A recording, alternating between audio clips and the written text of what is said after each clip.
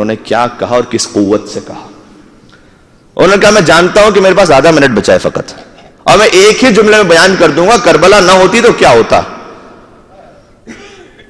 انہوں نے کہا کربلا نہ ہوتی تو کیا ہوتا، آج تک جمعہ بدھ کے دن پڑھایا جا رہا ہوتا. یا اللہ، اللہ اکبر، صلوات بر محمد و آل محمد. اللہ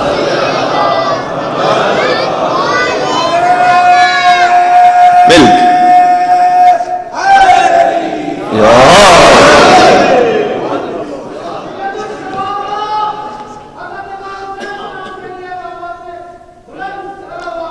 اللہ صلی اللہ.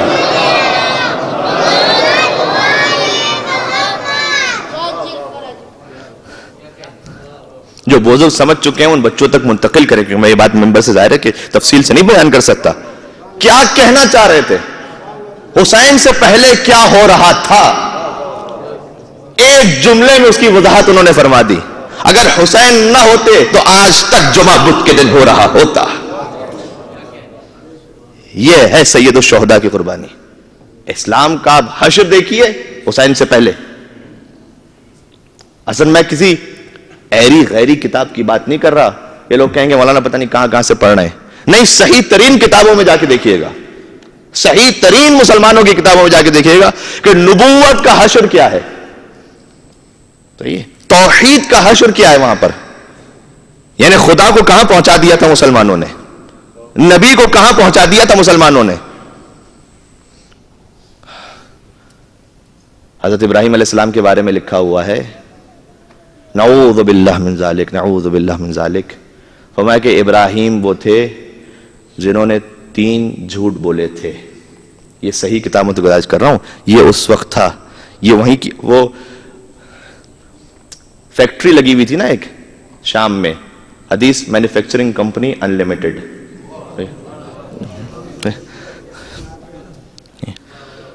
تو اس فیکٹری سے جو حدیث بنتی چلی جا رہی تھی وہ اسلام کا حصہ بنتی چلی جا رہی تھی. کہ یہ بھی رسول نے ارشاد فرمایا، یہ بھی حضور کا قول ہے، ٹھیک ہے. اور ہر ایرے غیرے کی بات بنا میں رسول بنا کر اسلام میں شامل کی جا رہی تھی. لہذا سید الشہداء نے کہا کہ اگر یہ اسلام ہے علی الاسلام والسلام، ایسے اسلام کو تو دور ہی سے حسین کا سلام ہے. خدا حافظ. حسین نہ ہوتے تو یہ اسلام ہمارے پاس ہوتا. الفاظ بدل دوں، اگر حسین نہ ہوتے تو آج ساری امت اسلامیہ یزید اور یزید جیسوں کے پیچھے ذلیل و خوار ہو رہی ہوتی. پھر تو یہ ہوتے اور کوئی چوائس نہ ہوتی، پھر تو یہی معاملہ ہوتا. بھائی حضرت ابراہیم علیہ السلام نعوذ باللہ من ذالک 3 جھوٹ بولے، ایک اپنے لیے، ایک اپنی بیوی کے لیے، ایک خدا کے لیے. یہ میں صحیح ترین کتابوں سے پڑھ رہا ہوں. وہ ابراہیم کے دن کے بارے میں سرکار ختمی مرتبت کے بعد افضل انبیاء ہیں حضرت ابراہیم علیہ السلام. واحد نبی کے بارے میں قرآن نے کہا انی جاعلک للناس اماما. مجھے بتلایا کسی صاحب نے کہ معرفت امام پر قبلہ بیگم صاحب گفتگو فرما چکے ہیں. تو یہ آیت امامت کے لیے حضرت ابراہیم علیہ السلام کے لیے قرآن کریم واحد نبی ہے جن کے لیے قرآن نے کہا کہ انی جاعلک للناس اماما، ابراہیم ہم نے تمہیں انسانوں کا امام بنا دیا. اور کر رہے ایک جملہ اور اہل نظر کے لیے. عربی زبان کہا جاتا ہے کہ کنایہ اور اشارہ وہ وضاحت سے زیادہ بہتر ہوتا ہے، اس میں لطف زیادہ ہوتا ہے، بات پہنچ جاتی ہے. ابراہیم وہ ہیں جن کے لیے قرآن کریم نے کہا ہے کانا صدیقا نبیہ. ابراہیم صدیق بھی تھے، ابراہیم نبی بھی تھے. قرآن نے ابراہیم کو صدیق کہا ہے. مسلمانوں نے ابراہیم سے 3 جھوٹ کہلوا دیے. وہ جسے قرآن صدیق کہے وہ 3 جھوٹ بول سکتا ہے. بات پہنچ رہی میری؟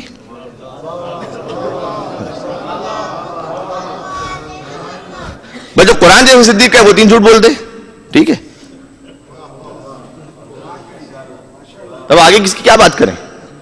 قرآن نے حضرت ابراہیم علیہ السلام کو کہا وہ صدیق تھے، مسلمانوں نے کہا انہوں نے جھوٹ بھی بولے تھے. سبحان اللہ، کیا کہنے. 3 جھوٹ بول دیے انہوں نے. ایک اپنے لیے کہا، ایک بیوی کے لیے کہا، ایک خدا کے لیے کہا.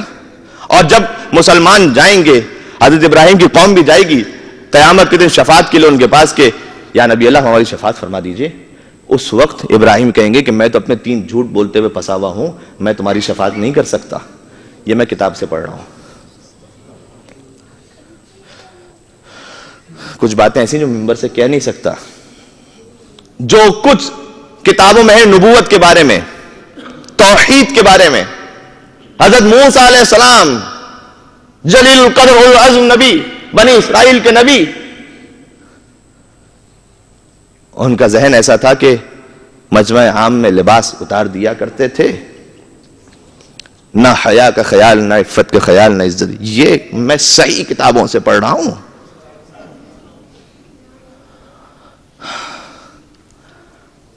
اب احسان مانے امت مسلمہ حسین ابن علی کا. لہذا خواجہ اجمیر نے کیا کہا تھا دین است حسین. بہت فرق ہے، جملہ گزارش کروں، بہت فرق ہے اس مسلمان میں جو حسین کو دیندار سمجھتا ہے اور اس مسلمان میں جو حسین کو دین سمجھتا ہے. اللہ اکبر. حسین دیندار نہیں ہے، حسین عین دین ہے. دیندار تو کوئی بھی مومن ہو سکتا ہے، حسین دین ہے. اگر حسین نہیں تو دین ہی نہیں ہے، پھر ایسا دین ہے. یہ بھی بچوں کے لیے گزارش کر دوں کہ اصول دین میں سارے مسلمان جو مشترک ہیں، کچھ اصول میں توحید، نبوت سب مانتے ہیں، توحید بھی سب مانتے ہیں، لا الہ الا اللہ، نبوت بھی سب مانتے ہیں، محمد رسول اللہ. لیکن اتنا یاد رکھیے گا فقط ہیڈ لائن کی حد تک ہم سیم ہیں. توحید لا الہ الا اللہ ٹھیک ہے، سارے مسلمان مانتے ہیں، اور مسلمانوں کا کوئی فرق مسلمان ہو ہی نہیں سکتا جو لا الہ الا اللہ نہ کہے. لیکن اگر ذرا سی اس کی ڈیپتھ میں جائیے تو آپ احساس کر پائیں گے کہ مسلمانوں کی کتاب میں جو توحید ہے وہ کہاں، اور نہج البلاغہ میں جو علی کی توحید ہے وہ کہاں.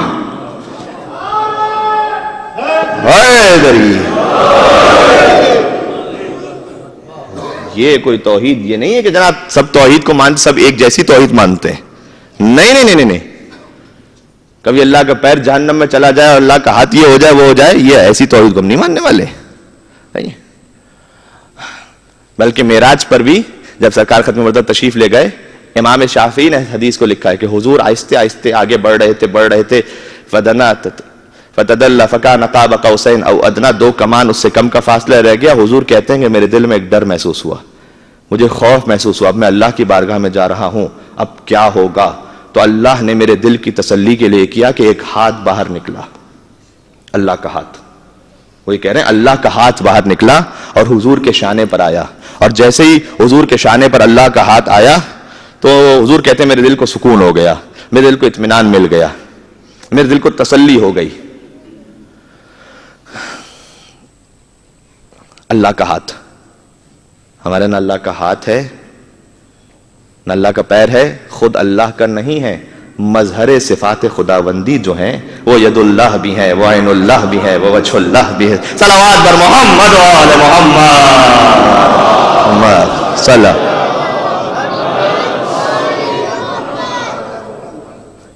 ہاں یہ اس حدیث کو لکھنے سے ایک کمال ہو گیا جو نے لکھا نا کہ اللہ کا ہاتھ. یہ میں بتا رہا ہوں مسلمانوں کی کتاب میں توحید کا عشر، نبوت کا عشر، اللہ کا ہاتھ. اس کے بعد انہوں نے ایک پوری نظم لکھی امام شافعی نے. امام شافعی لکھتے ہیں کہ کسی نے ان سے کہا کہ آپ علی کے فضائل بیان کیجئے. انہوں نے نظم لکھی اور اس میں اس واقعے کو لکھا کہ حضور معراج پر گئے تو اللہ کا ہاتھ نکلا اور اللہ کا شان. میں شعر سنا دوں آپ کو، امام شافعی کی پوری نظم ہے. پہلا شعر اس کا یہ، قیل لی قل لعلی مدحا مدحہ یخمد نارا مؤصدا. مجھ سے یہ کہا گیا ہے کہ میں علی کے فضائل بیان کروں. وَمَدْحُهُ يُخْمِدُ نَارًا مُؤْصَدًا، اس لیے کہ علی کے فضائل کو بیان کرنا اور سننا جہنم کی آگ کو بجھا دیا کرتا ہے.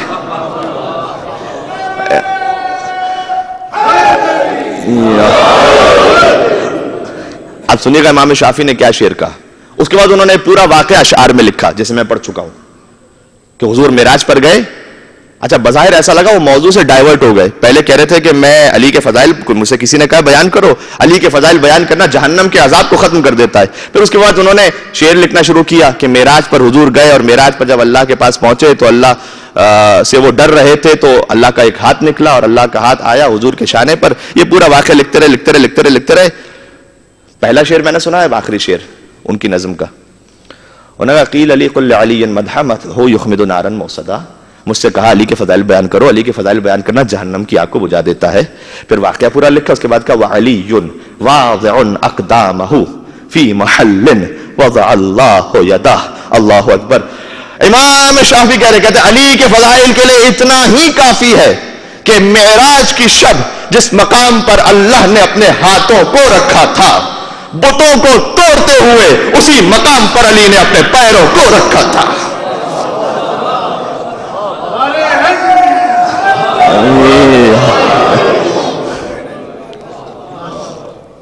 اس مقام پر علی نے جب امیر المومنین دوش رسالت پڑھتے، کسی نے پوچھا کیف حالک وانت علی کتف رسول اللہ، آپ کی حالت کیا ہے کہ جب آپ دوش رسالت پر موجود ہیں؟ علی نے ایک جملے میں جواب دیا تھا کیف حال من فوقہ رب العالمین وتحتہ سید المرسلین. اس شخص کا حال کیا پوچھتے ہو کہ جس کے اوپر رب العالمین ہو اور جس کے نیچے سید المرسلین. اللہ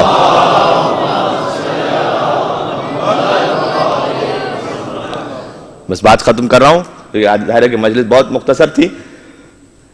خلاصہ یہ ہوا توحید کا جو حشر مسلمانوں کی کتابوں میں اور نبوت کے بارے میں، تو میں نے آپ سے وہ حدیث سنائی ہے جن کا تعلق ابھی سرکار ختم مرتبت سے نہیں، ابھی تو میں نے سنایا نہیں ہے، وہ سنائے جانے کے قابل بھی نہیں ممبر سے، کہ جو صحیح کتابوں میں حضور کے بارے میں تصویر لکھی ہوئی ہے. اچھا ایسا کیوں ہو رہا تھا؟ اچھا اشارہ کر دو، فقط اشارہ اس لیے کروں کہ بات یہاں سے پہنچے گی، یہاں سے نہیں پہنچے گی، کہاں سے پہنچے گی؟ تو اشارہ کر دوں فقط. بس اتنا میں کہوں گا کہ کیا آپ میں سے کوئی کسی مومن عام مسلمان کے بارے میں بھی یہ تصور کر سکتا ہے کہ وہ حالت نجاست میں مسجد میں آ جائے؟ ٹھیک ہے، اب جا کے دیکھ لیجیے گا کتابوں کو. اچھا ایسا کیوں ہو رہا تھا؟ کیوں تھا ایسا؟ اس کی وجہ یہ تھی کہ انہوں نے دیکھا تاریخ میں کچھ بہت بڑے بڑے نام ہیں، ان کے کردار لیکن بڑے پست اور حقیر ہیں. انہیں ماننا بھی تھا، چھوڑنا نہیں تھا انہیں. بات یہ کہ حضور کا کردار اتنا عرفہ والا، اور جو حضور سے منسوب کیے جا رہے ہیں ان کی حیثیت حقیقت یہ ہے کہ کوئی عام مسلمان بھی پڑھے تو شرم سے مر جائے. تو انہیں تو بڑھا نہیں سکتے تھے کہ حضور کو اتنا گرا دو، حضور کے کردار کو اتنا کم کر دو کہ ان میں اور حضور میں فرق ہی باقی نہ بچے. لہذا میں نے عرض کیا یہ ساری حدیثیں گڑی جا رہی تھی. اب یہ جو جس حدیث کی طرف میں نے اشارہ کیا نا، تاریخ میں ایک بہت بڑا نام ہے، وہ بھی تشریف لے آئے تھے مسجد میں حالت نجاست میں، اور نماز پڑھا رہے تھے. اور نماز پڑھاتے ہوئے چونکہ شراب کے نشے میں تھے تو فجر کی 2 کے بجائے 4 رکعت پڑھاتی تھی، اور گھوم کر پوچھا بھی تھا کہ موڈ ہو رہا ہے تو کچھ اور بھی پڑھا دوں.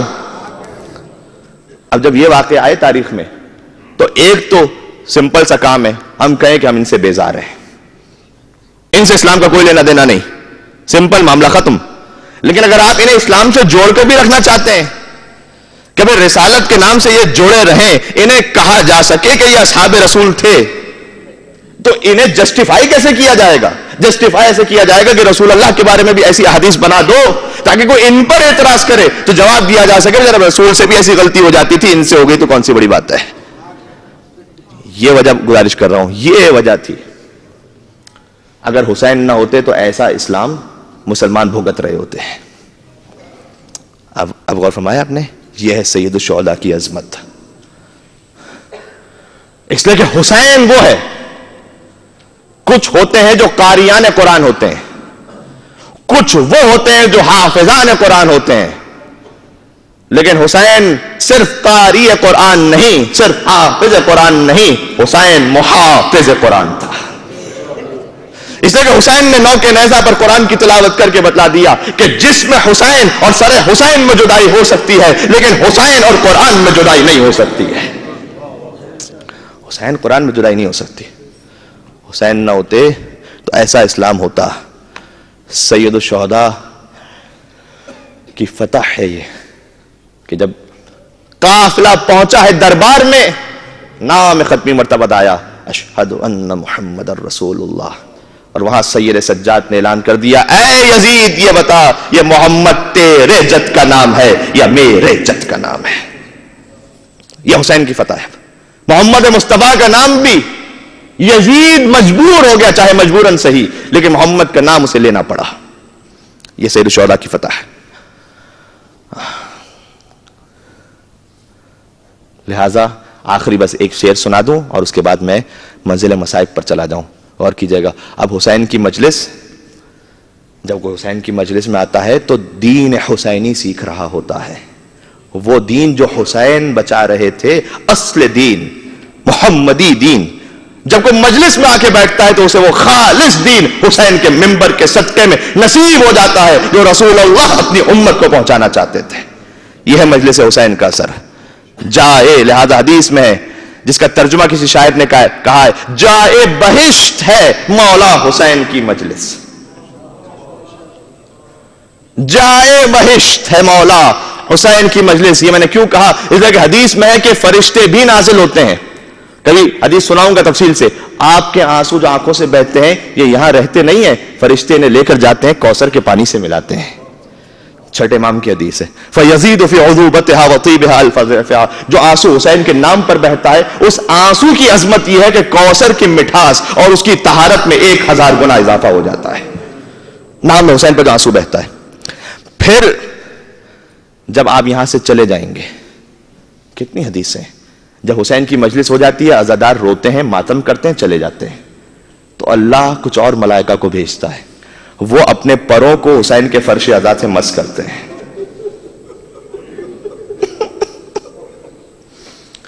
جہاں حسین کی مجلس ہوتی ہے ملائکہ اپنے پروں کو مس کرتے ہیں، اور مس کر کے یہ ملائکہ آسمانوں میں جاتے ہیں. جب آسمانوں پر جاتے ہیں تو جنت کے ملائکہ ان سے پوچھتے ہیں تم کس مقام سے آ رہے ہو؟ ہمیں تم سے ایسی خوشبو آ رہی ہے جو اس سے پہلے ہم نے نہیں محسوس کی تھی. وہ ملائکہ جو پہلے سے جنت میں، ان کے بعد جنت کی کیا کیا نعمتیں نہ ہوں گی. یہ ملائکہ جب حسین کی مجلس سے جاتے ہیں تو کہتے ہیں وہ فرشتے، تم سے وہ خوشبو آ رہی ہے، ہم نے کبھی محسوس نہیں کی، تم کہاں سے آ رہے ہو؟ اور وہ کہتے ہیں کہ ابھی ایک مقام پر مجلس ہوئی تھی دنیا میں، وہاں پر حسین کے چاہنے والوں نے گریہ کیا تھا، ماتم کیا تھا. جب وہ چلے گئے نا تو اللہ نے ہمیں بھیجا تھا، اس مقام پر ہم نے اپنے پروں کو مس کیا تھا. یہ ان حسین کے عزاداروں کی خوشبو ہے. آپ کا مقام آپ نے جانا کتنا بلند ہے؟ جس کا مقام اتنا بلند ہو، جس کے دل میں حسین کی اتنی محبت اور اللہ نے عشق ڈال دیا ہو، کیسے ہو سکتا ہے کہ وہ کوئی ایسا کام کر دے کہ جس سے حسین ابن علی کا دل دکھ جائے؟ آپ کا مقام اتنا بلند ہے، آپ کے جسم سے وہ خوشبو آ رہی ہے کہ ملائکہ اسے محسوس کر رہے ہیں. جائے بہشت ہے، سنیے گا، مولا حسین کی مجلس عزم منافقت کو یہ پاش پاش کرتی ہے، اور جہاں والوں کو جنت کی ہے تلاش، مگر حسین والوں کو جنت تلاش کرتی ہے. یہ ہے حسین کی مجلس کا مقام. حسین پر 1400 برس سے یہ آنسوؤں کی جو برسات ہے یہ کیوں ہے؟ نام ہے حسین پر کیوں ہے؟ اس لیے کہ جن کا حق تھا رونا، انہیں رونے کی اجازت نہیں دی گئی تھی. آج آپ 1400 سال بعد بھی حسین پر رو رہے ہیں. اصل حق تو تھا سکینہ کا.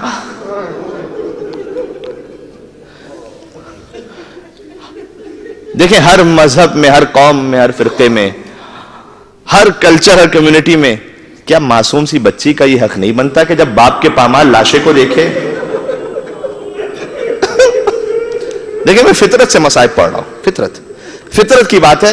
کیا ایک 4 سال کی یتیمہ کا یہ حق نہیں بنتا کہ جب باپ کا سر نو کے نیزہ پر بلند دیکھے تو کم از کم اپنے باپ کا نام زبان سے لے لے اور کہہ دے، ہائے میرا بابا حسین، ہائے میرا بابا حسین؟ کیا اس کا حق نہیں بنتا؟ یہ کیا حق نہیں بنتا کہ کم از کم بابا کے نام سے آنسو بہا لے؟ لیکن یہ سکینہ کا مقدر تھا. یہاں یا حسین کہتی تھی، کوئی تماچے مارنے آتا تھا. یہاں یا حسین کہتی تھی، کوئی تازیانے لے کر آ جاتا تھا. یہ سکینہ کا مقدر. 12 محرم کا واقعہ کیا ہے؟ آج 12 محرم الحرام. کیا واقعہ ہوا 12 محرم کو؟ وہ واقعہ کہ جب حسین کا لاشا سید سجاد نے معجزے کے ذریعے سے دفنایا ہے، واپس تشریف لائے تھے. وہ واقعہ پڑھ دوں بس، زیارت کی مجلس میں تو یہی واقعہ ہوتا ہے. 11 मुहर्रम को यजीदी काफिला अपने नापाक लाशों को या लेकर या कुछ को दफन करके चला गया। उस वक्त सैयद सज्जाद ने एक जुमला कहा था, फूफी अम्मा इन्होंने अपने लाशें दफन कर दिए, मेरे बाप का लाशा करबला की जलती रेत पर पड़ा है। और मख्तल का जुमला है, क्या ये हुसैन को मुसलमान भी कबूल करने को तैयार?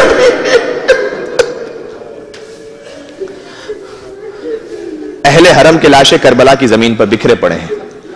11 मुहर्रम को ये मलऊन करबला से चले ये लोग कूफा की तरफ, और अब 12 मुहर्रम आ गई, सहराए करबला में शौहदाए करबला की लाशें बिखरे पड़े हैं। अब आप तस्वीर कीजिएगा, 10 दिन तक जो आपने मसाइब सुने हैं, कोई लाशा वो है कि जिसके कलेजे में बरछी का फल है, कोई लाशा वो है जो टुकड़े टुकड़े है, कोई वो है कि जो पामाल हो चुका है। ये लाशें शौहदाए करबला के बिखरे पड़े हैं। बनी असद का कबीला बाहर निकला। क्यों? जब मौला करबला आए थे तो वादा लिया था ना, आपने पहली या दूसरी मुहर्रम को मसाइब सुने होंगे। बनी असद का कबीला, मौला ने वादा लिया था कि देखो जब यजीदी फौज चली जाए हमारे लाशें बिखरे पड़े होंगे, हमारे लाशों को दफना कर जाना। मर्दों ने वादा किया था कि मौला हम वादा करते हैं आपकी लाशों को दफनाएंगे। फिर कहा था कि अपनी खवातीन को बुला लो। खवातीन चादरें ओढ़ ओढ़ के आ गई फर्जंद रसूल के पास। जानते मौला ने क्या कहा था? कहा था कि ऐ मेरे नाना का कलमा पढ़ने वालियों, मैं फातिमा जहरा का बेटा हूं। खवातीन थी ना, इसलिए कहा मैं ज़ैनब कुबरा का भाई हूं। अगर तुम्हारे मर्द डर जाएं, लाशों को दफन न करें, तुम आना फुरात के किनारे पानी भरने के बहाने। पानी भरने तो आओगे ना फुरात के पास, उस वक्त हमारे लाशों को दफना देना तुम।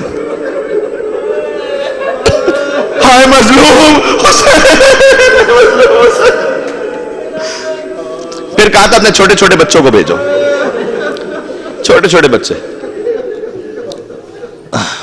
बस मेरा वक्त भी खत्म हो गया, बल्कि मैं एक्सीड कर गया वक्त से, मैं खत्म कर रहा हूं। छोटे छोटे बच्चे, ये जब बच्चे आ गए ना, मासूम से बच्चों को मौला ने बिठाया और बिठा कर कहा कि देखो मैं सकीना का बाप हूं, देखो मैं अली असगर का बाप हूं। अगर तुम्हारे माँ बाप डर जाएं, हमारे लाशों को दफन ना करें, तो फुरात के किनारे खेलते खेलते आना, एक एक मुट्ठी खाक उठाकर हमारे लाशों को दफना देना। 12 मुहर्रम आज की तारीख, बनी असद का कबीला निकला, देखा मैदान करबला में लाशें बिखरे पड़े हैं। अब लाशा कैसे दफनाया जाए, इसलिए कि लाश की पहचान सर के जरिए होती है, जिसे काट कर नौक के नेज़ा पर बदल कर दिया गया था। लाश की पहचान या लिबास के जरिए से होती है, जिस लिबास को लूट लिया गया था। अब मैदान करबला में लाशें बिखरे हैं। कबीले का सरदार ये कहता है आका हमारी मजबूरी देख रहे हैं, ऐसा करो गंज शहीदा इज्तिमाई कब्र तैयार करो, तमाम शोहदा को एक साथ ही दफन कर देते हैं। अभी पहला लाशा, खुदा आपको करबला लेकर जाए, हुसैन की पायती सीधी जानिब आज भी गंज शहीदा मौजूद है। अभी पहला लाशा दफन होने वाला था कि राह कूफा से एक मुसाफिर की आवाज आई। वो मुसाफिर जिसके हाथों में हथकड़ियां हैं, पैरों में बेड़ियां हैं, गले में खारदार तौक है। ये मुसाफिर आगे बढ़ा, उसने कहा कि मैं बताता हूं, ठहर जाओ मैं बताता हूं कौन सा लाशा किस शहीद का लाशा है। वो मुसाफिर करीब आया, उसने बतलाना शुरू किया, देखो ये हबीब इब्ने मज़ाहिर का लाशा है, ये जॉन गुलाम हबशी का लाशा है, ये बुरैर हमदानी का लाशा है, ये ज़ुहैर कहन का लाशा है।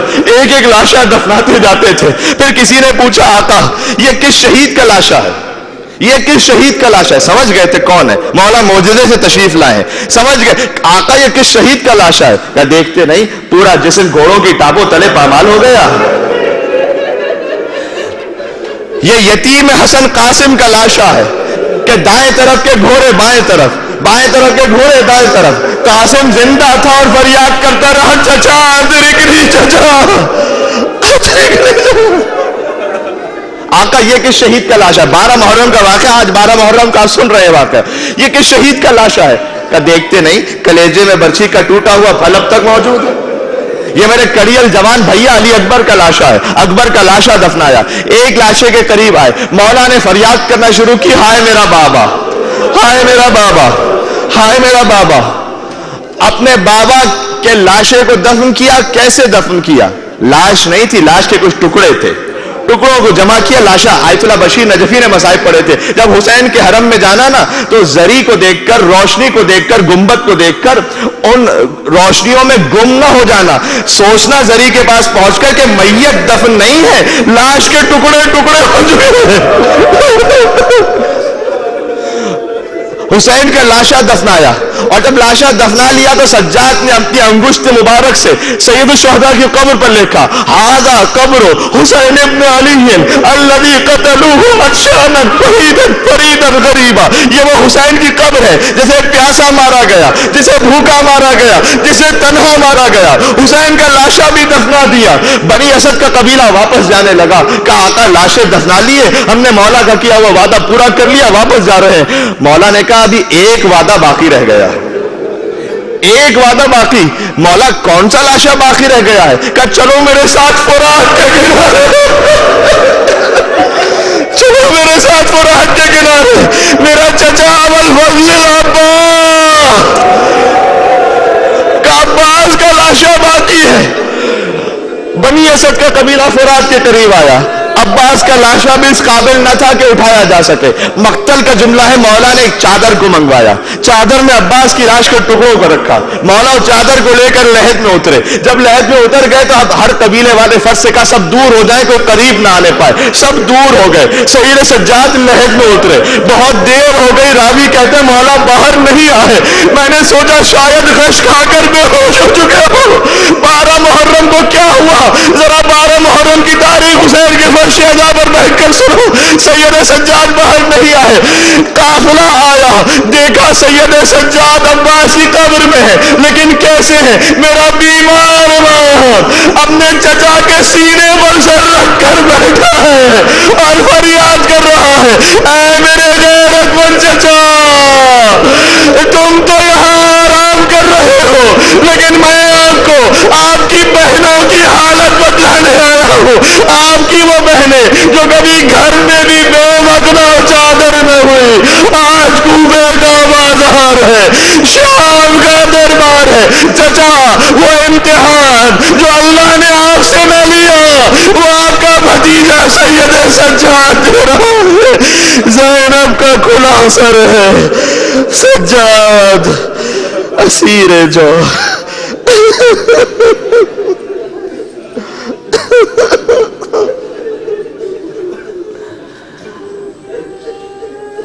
सल्लल्लाहु अलैहि या अबा अब्दुल्लाह, सल्लल्लाहु अलैहि या इब्न रसूलल्लाह,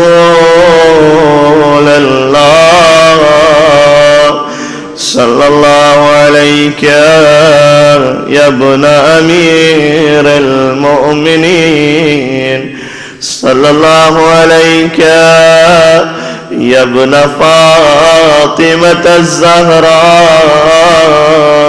सय्यदते निसाइल आलमीन। परवरदिगार इस गिरिए को अपनी बारगाह में कबूल फरमा। हुसैन की अज़ादारी तूने हमें नसीब की है, नस्लन बाद नस्लन क़यामत तक के लिए हमारी सारी औलादों को मुहिब्बान हैदर कर्रार और अज़ादारान सैयद शुहदा में शुमार फरमा। हमारी हिदायत के साथ हमारी नस्लों की हिदायत का भी इंतज़ाम फरमा। उन्हें शैतान की गुमराही से महफूज फरमा। मोहम्मद और आले मोहम्मद का सदका जिस मोमिन मोमिना के दिल में जो हाजत है, बहुत से मोमिन मोमिनात ने भी मुझसे भी दुआ के लिए अपनी अपनी दुआओं के लिए कहा है, उन सारी दुआओं को जहन में रखते हुए परवरदिगार हर मोमिन मोमिना की हर हाजत को अपनी बारगाह में कबूल फरमा। अगर वो हाजत ऐसी है जो कबूल होना हमारी मसलहत में नहीं है तो उस पर सब्र करने की हमें तौफीक अता फरमा। मोहम्मद और आले मोहम्मद का सदका हुसैन के तमाम चाहने वालों की, बिलखुसूस पाकिस्तान में जो मोमिनीन हालात सख्त हैं, जान और माल इज्जत और नामूस की हिफाजत फरमा। सैयद शुहदा के वारिस मौला इमाम ज़माना के ज़ुहूर पुर नूर में ताजील फरमा। हमें मौला के सच्चे चाहने वालों में शुमार फरमा।